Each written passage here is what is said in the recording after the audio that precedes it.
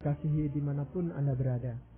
Anda kembali bersama kami pada acara Telaga Tegur Sapa Gembala Keluarga.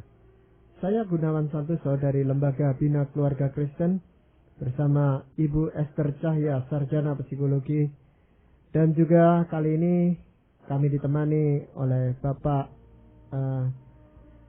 Heman Elia, seorang magister dalam bidang psikologi, dan beliau berdua adalah pakar-pakar di bidang konseling keluarga dan juga dosen di Seminari Alkitab Asia Tenggara Malang. Kami akan menemani Anda dalam sebuah perbincangan yang pasti sangat menarik dan bermanfaat. Dan kali ini kami akan berbincang-bincang dengan satu tema, yaitu ambisi.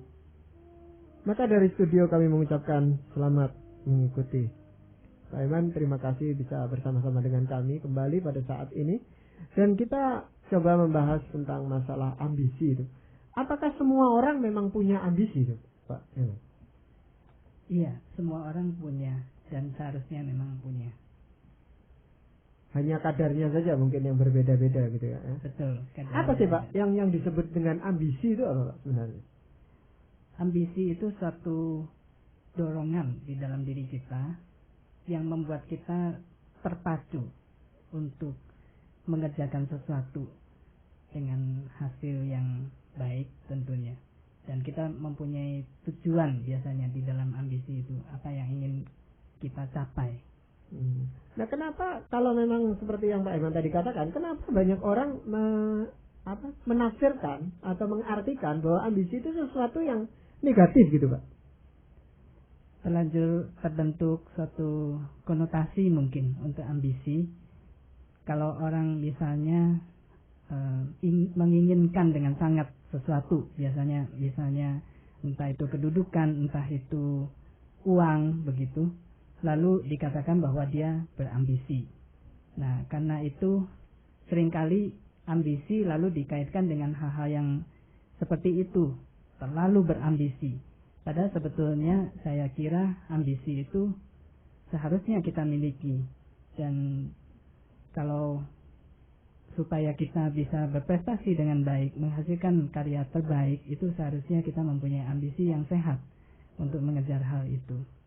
Mungkin nggak Pak Heman ada orang di dunia ini yang sama sekali nggak punya ambisi apa-apa begitu Pak? Selama kita hidup, dan tadi saya katakan yang normal, yang wajar, yang sehat, itu mestinya ada ambisi. Mungkin pada orang-orang yang ya sungguh-sungguh cacat begitu ya, cacatnya sampai berat sekali, nah itu bisa terjadi tidak punya ambisi karena dia tidak bisa berpikir dengan baik, dia tidak bisa melakukan sesuatu dengan baik. Tapi selama seseorang hidup dan masih bertumbuh, masih punya keinginan, dia masih punya ambisi. Dulu kan filsafat falsafah Jawa kali atau mungkin Timur kan suka banyak yang istilahnya nerimo gitu ya. Kira-kira nih hal yang berlawanan atau tidak dengan masalah ambisi ini, Pak Heman? Saya lebih melihat falsafah nerimo itu adalah dalam kaitan kita bisa menerima hal-hal yang buruk yang terjadi atas diri kita. Dalam arti begini, kalau misalnya kita mempunyai ambisi, tetapi kita tidak bisa mencapainya, ya kita tidak di dalam falsafat nerimo ini berarti meredam, sehingga tidak terjadi akibat yang merugikan, yang memukul diri kita karena ambisi yang tidak tercapai. Ya, lalu apakah ambisi itu dengan keinginan seseorang itu beda gitu atau sama? Ada beberapa hal yang sama, dalam arti begini, keinginan itu merupakan satu dorongan ya, dan dorongan itu ingin mencapai satu tujuan tertentu. Kalau ada satu tujuan, dorongan itu atau energi itu merupakan satu ambisi, seperti itu. Iya, jadi pada dasarnya sebenarnya ambisi itu sendiri bukan sesuatu yang negatif gitu Pak. Betul. Cuman masalahnya kalau sudah ekstrim itu tadi yang Pak Eman katakan, kalau sudah berlebihan gitu. Iya. Nah itu akibatnya apa Pak? Kalau seseorang itu sampai berlebihan di dalam ambisinya gitu. Kalau ambisi terlalu besar dan itu tidak sebanding dengan kekuatan ataupun potensi yang seseorang miliki, maka akan terjadi biasanya orang tidak bisa melihat lagi realita dengan jelas dan tepat. Akibatnya tentu bermacam-macam. Ada berbagai gejala yang bisa dirasakan. Misalnya secara garis besar ada gejala fisik yang ditampilkan, ada gejala kejiwaan dan juga perilaku. Iya, ya, gejala kejiwaan itu seperti apa Pak misalnya? Dalam gejala kejiwaan seperti tadi, bahwa orang ini tidak bisa melihat realita dengan tepat. Karena itu di dalam gejala kejiwaan, orang ini seringkali hidup di dalam alam yang tidak nyata, yang dikaburkan atau didistorsikan, diselewengkan. Dan kadang-kadang secara ekstrim orang-orang ini bisa menderita beberapa macam gangguan jiwa.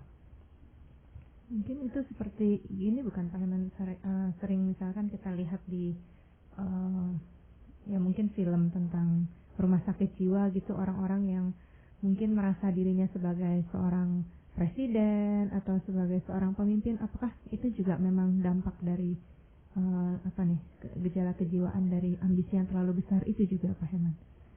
Ada kemungkinan seperti itu. Lalu tentang tadi Pak Heman sempat singgung juga soal perilaku, kira-kira apa yang bisa nampak nyata dari akibat ini Pak? Kalau dari perilaku, kadang-kadang bisa terjadi seperti ini. Ada yang suka omong besar karena dia tidak bisa mencapainya di dalam kenyataan, lalu dia ngomong gede begitu. Ada juga yang di dalam persaingan, misalnya dia takut kalah bersaing, dia berusaha menghalangi kemajuan orang lain, kalau perlu menyingkirkan orang lain. Ada gejala-gejala mungkin cepat marah, gampang tersinggung, baik di pekerjaan maupun di rumah. Ada yang karena dia berusaha melarikan diri dari kenyataan, kemudian misalnya menggunakan obat-obatan berlebihan, suka melamun, atau sulit mengendalikan diri di dalam hal pengeluaran karena dia berambisi menjadi orang kaya, ingin seperti orang lain yang mampu, lalu tidak bisa mengontrol lagi pengeluarannya.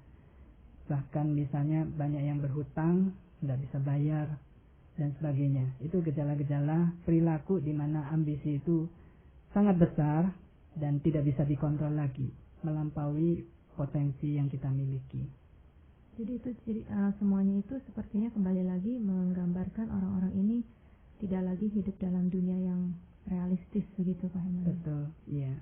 Tapi itu kan harus ada semacam pemicunya gitu Pak Herman ya.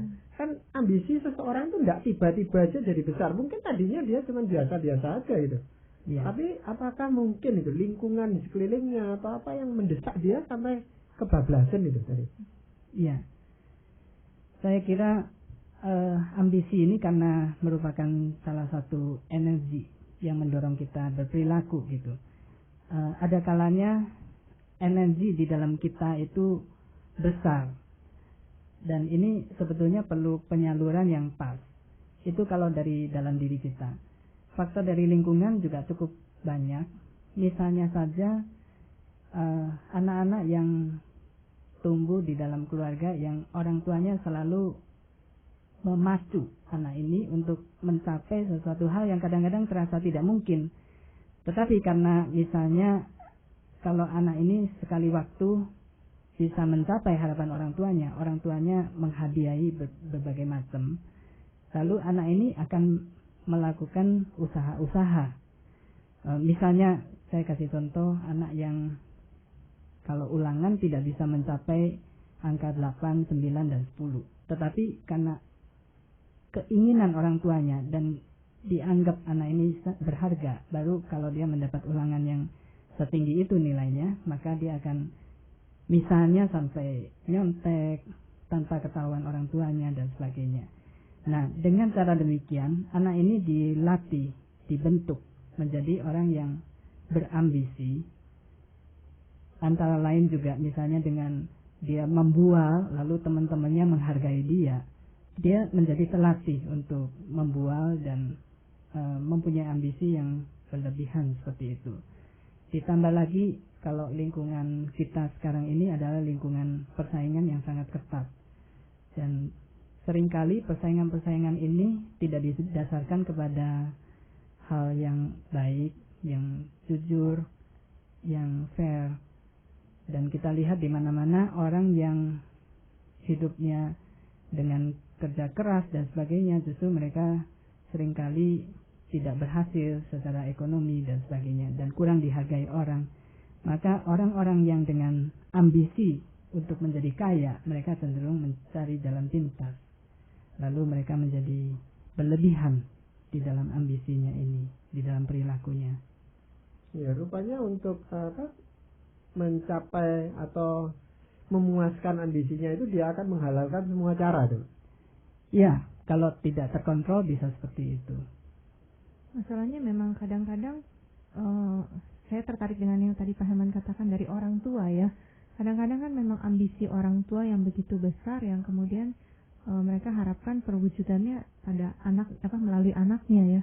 Jadi anak-anak yang dipacu sedemikian rupa untuk memenuhi ambisi orang tuanya, yang akhirnya buat si anak sepertinya yang dia kejar memang bukan buat dirinya sendiri ya, tetapi buat orang tuanya, yang akibatnya rasanya seringkali saya amati pada anak-anak yang zaman sekarang seperti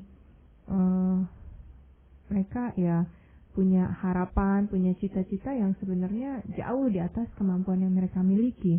Ya. Kira-kira apa ya dampak yang mungkin terjadi pada anak-anak seperti itu, Pak Herman? Selain dampak yang tadi saya sebutkan, bisa jadi anak ini kemudian memanipulasi dan kemudian melakukan banyak kebohongan. Kemungkinan lain adalah justru sebaliknya. Anak-anak ini menjadi anak yang cenderung mudah patah semangat karena dia merasa tidak bisa mencapai apa yang ditargetkan oleh lingkungannya kepadanya. Jadi sebelum bertanding kalah duluan, kira-kira seperti itu. Mereka bahkan justru bisa menjadi, karena terlalu sering gagal, menjadi orang yang apatis, yang tidak mau tahu. Kalau didorong oleh orang tua untuk belajar dan sebagainya, mereka memberontak. Kalau tidak berani terang-terangan, mungkin mereka ya dalam belajar, mereka kelihatannya belajar tapi sebetulnya melamun dan sebagainya. Jadi bisa dua macam ya. Bisa anak ini kemudian karena dipaksa melampaui potensinya, dia membual, berbuat seolah-olah dia mampu, atau bertingkah laku seolah-olah dia bisa. Dan yang kedua sebaliknya, dia menjadi apatis, menjadi tidak mau tahu. Pak Iman, kalau tadi di awal Pak Iman katakan bahwa hampir semua orang itu punya ambisi, orang-orang yang tergolong normal dan sehat gitu Pak ya. Iya. Nah tentunya ambisi ini bisa dimanfaatkan untuk sesuatu yang positif gitu. Nah masalahnya bagaimana memanfaatkan ambisi ini untuk sesuatu yang positif gitu. Iya, ada beberapa hal yang kita harus kendalikan dari ambisi ini supaya bisa mempunyai dampak yang positif. Yang pertama, kita perlu peka terhadap batas-batas kemampuan kita sendiri. Memang ini lebih mudah dikatakan daripada dilakukan, tetapi kita perlu melatih diri untuk bisa menilai diri, melihat diri, apakah kita lebih atau kurang dari yang sebenarnya. Nah, kalau kita terbiasa melatih, menyesuaikan ambisi kita dengan realita kehidupan kita, maka kita bisa lebih wajar di dalam ambisi kita. Kita tidak usah iri misalnya terhadap orang-orang yang di atas kita. Sebaliknya kita juga tidak usah merasa terlalu bangga kalau kita lebih dari orang lain. Yang kedua, kita juga perlu secara tajam bisa menganalisa realitas dengan cara pandang yang benar. Kita perlu punya suatu tujuan dan misi yang jelas. Saya beri contoh misalnya di dalam kehidupan Kristus sendiri. Dia mempunyai suatu misi untuk tidak mencari nama bagi dirinya sendiri. Tetapi sebaliknya dia datang justru untuk melayani dan memberikan nyawanya bagi tebusan banyak orang. Nah, saya kira kalau misalnya setiap orang Kristen itu mempunyai satu tujuan seperti ini, melayani orang lain, dan kemudian berkorban bagi orang lain, mengasihi orang lain, menjunjung tinggi bukan namanya sendiri, tetapi nama Tuhan, maka Allah dalam hal ini justru akan memuliakan atau meninggikan kita. Allah akan menghargai kita. Saya kira ini ambisi yang seharusnya dicapai yang dimiliki oleh setiap orang Kristen. Kita lihat misalnya di Filipi pasal 2 ayat 9, justru karena Yesus itu tidak merasa perlu mempertahankan kedudukannya yang istimewa, maka Allah sangat meninggikan dia dan mengaruniakan kepadanya nama di atas segala nama. Yang ketiga, kita belajar mencukupkan diri dengan apa yang telah diberikan kepada kita. Kita bersyukur dengan pemberian Tuhan untuk kita. Dan yang keempat, kita perlu mengendalikan ambisi, karena biasanya hidup kita itu didasarkan kepada kedagingan kita. Nah, kita perlu menundukkan diri kita kepada hukum roh dan bukan kepada hukum kedagingan. Dan kita tahu dari Alkitab bahwa hukum roh itu adalah kasih, sukacita, damai sejahtera, kesabaran, kemurahan, kebaikan, kesetiaan, kelemah lembutan, dan penguasaan diri. Nah, kalau kita mempunyai ambisi dan kita selalu cenderung mempunyai keinginan ini, keinginan daging, memuaskan keinginan kita sendiri, maka kita harus menundukkan diri kita pada kuasa Roh Kudus. Saya kira itu beberapa hal yang terpenting. Iya. Tadi Pak Eman memberikan contoh antara lain Tuhan Yesus gitu Pak ya. Kita kan tahu bahwa Tuhan Yesus itu punya kuasa yang demikian hebat, besar ini, dia Tuhan. Iya. Nah, tetapi mungkin yang jadi masalah bagi kita yang orang awam ini justru mengendalikan kekuasaan yang kita miliki Pak Eman. Kalau sudah punya kuasa, itu kecenderungannya adalah menggunakan kuasa itu untuk memenuhi ambisi kita. Ya, dan itulah yang seringkali membuat orang itu saling sikut, saling bertengkar juga di rumah Tuhan. Seperti juga murid-murid Tuhan Yesus itu yang berebut di sebelah kanan, di sebelah kiri Tuhan Yesus kalau misalnya dia menjadi raja dan sebagainya. Tapi itu semua adalah pandangan-pandangan atau keinginan-keinginan kedagingan kita. Dan Yesus memberikan satu prinsip yang terbalik. Siapa yang menjadi terbesar, dia harus menjadi hamba. Nah, ini yang saya kira tidak mudah, tapi ini yang harus kita tuju. Ini yang harusnya menjadi tujuan dari ambisi kita. Menjadi hamba yang melayani. Kalau saya tadi tertarik pada bagian pertama yang Pak Heman katakan tentang peka terhadap batas kemampuan diri, Pak Heman ya. Jadi kan memang idealnya kalau seseorang tahu lalu dia bisa dengan dorongan atau ambisi itu dia mencapai yang terbaik yang dia bisa gitu ya. Lalu bagaimana halnya dengan memang orang-orang yang ternyata pengenalan terhadap batas kemampuan ini terlalu rendah gitu ya, jadi rendah diri seperti itu. Mungkin ada cara bagaimana ya dalam keadaan seperti itu, tapi juga supaya dia tetap bisa mempunyai ambisi yang sehat gitu Pak Heman. Orang yang rendah diri seringkali memerlukan konfirmasi dari orang lain. Jadi tampaknya perlu satu bantuan dari orang-orang lain yang lebih dewasa untuk menilai orang itu secara pas, secara wajar. Orang yang rendah diri harus belajar menghargai dirinya sendiri. Nah, supaya dia bisa mempunyai ambisi yang pas, seringkali orang yang rendah diri mempunyai, bisa jadi ya, ambisinya itu berfluktuasi begitu, kadang-kadang terlalu tinggi, kadang-kadang terlalu rendah. Nah, memang kalau di dalam keadaan dia tidak bisa memandang dirinya dengan tepat dan jelas, dia perlu bantuan orang lain. Kalau perlu seorang ahli begitu yang membantu dia mengevaluasi dirinya. Tapi di lain pihak juga teman-teman yang baik, teman-teman teman-teman yang cukup matang kerohaniannya, seringkali juga bisa membantu, memberikan evaluasi. Dan yang penting juga teman-teman ini tidak boleh segan untuk memberikan teguran, selain juga pujian.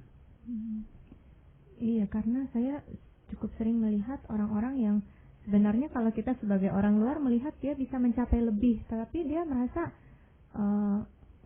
udah sudah segini saja gitu, karena memang dia punya penilaian yang memang sudah puas ya, tapi bukan ukuran puas yang tepat, dalam arti karena dia melihat kemampuannya serendah itu ya dia merasa ambisinya pun cukup sekian. Sementara kalau kita lihat bisa ya kalau dia mau punya harapan yang lebih tinggi, karena dia juga bisa mencapainya begitu. Iya betul itu. Pada akhirnya satu prinsip yang harus kita semua miliki, yaitu sebetulnya yang penting bukan seberapa besar potensi kita, seberapa banyak potensi kita, tetapi seberapa besar atau seberapa maksimal usaha kita untuk menggali semua potensi yang ada di dalam diri kita. Jadi artinya kadang-kadang kita nggak perlu bertanya-tanya lagi apa yang saya bisa atau apa yang saya tidak mampu, tetapi kita usahakan supaya semua potensi yang ada di dalam diri kita bisa maksimalkan begitu. Dalam hal ini Tuhan tidak menghargai terutama kaya atau miskin dan sebagainya. Nah, orang yang rendah diri seringkali mendasarkan ambisinya ini kepada potensi-potensi yang secara fisik itu sudah tidak bisa diubah. Kaya miskin, kemudian cantik, kemudian IQ yang tinggi dan sebagainya, itu sudah tidak bisa diubah. Yang bisa dia usahakan adalah dia memaksimalkan supaya dia bisa menggunakan ini semua dengan semaksimal mungkin. Ya Pak Eman, apakah seseorang itu pada suatu saat bisa memiliki beberapa macam ambisi itu? Oh iya, itu sangat mungkin. Jadi kepingin jadi ini dan juga kepingin meraih yang lain lagi, gitu bisa Pak? Iya. Dan lalu bagaimana dia mengonsentrasikan dirinya? Iya, bagaimana mengonsentrasikan dirinya adalah mau tidak mau menentukan prioritas. Apa yang bisa paling efektif dia lakukan. Dan untuk itu kadang-kadang diperlukan juga trial and error ya, coba-coba gitu. Dan sampai pada suatu ketika setiap orang perlu memakai skala prioritas, mana yang paling efektif yang dia lakukan, mana yang paling produktif. Nah, itu kalau dia sudah mencapai sesuatu, dia kan akan terpacu lagi untuk mencapai yang lebih lagi yang dia inginkan. Nah, itu kan tidak ada habisnya. Betul, dan ambisi seharusnya seperti itu. Masalahnya begini, apa yang ingin kita capai itu jangan terlalu tinggi dari apa yang saat ini kita ada. Jadi artinya begini, keadaan kita sampai pada tingkat 6 misalnya ya. Ambisi kita atau tujuan kita jangan 10 atau 12, tetapi 7. Setelah 7 tercapai, otomatis kita naikkan lagi target kita sampai 8 dan seterusnya. Dan itu adalah ambisi yang lebih sehat. Kalau tidak, kalau terlalu tinggi kita akan mengalami frustrasi, stres, dan berbagai gejala yang tadi kita sudah bahas. Iya. Nah, dalam hal ini Pak Heman ya, dalam hubungannya dengan ambisi yang baru saja kita bahas, apakah ada firman Tuhan itu yang bisa dijadikan pegangan selain tadi contoh-contoh yang Pak Heman sudah sebutkan, khususnya untuk para pendengar kita dan kita semua? Ada satu ayat firman Tuhan yang saya ingin bacakan dan bagikan. Ayat firman Tuhan ini terutama berbicara tentang ambisi untuk menjadi lebih dalam hal materi. Dari Ibrani pasal 13 ayat 5. Janganlah kamu menjadi hamba uang, dan cukupkanlah dirimu dengan apa yang ada padamu. Karena Allah berfirman, Aku sekali-kali tidak akan meninggalkan engkau. Ini jaminan dari Tuhan. Satu lagi dari Filipi pasal 4 ayat 6 dan 7. Janganlah hendaknya kamu khawatir tentang apapun juga, tetapi nyatakanlah dalam segala hal keinginanmu kepada Allah dalam doa dan permohonan dengan ucapan syukur.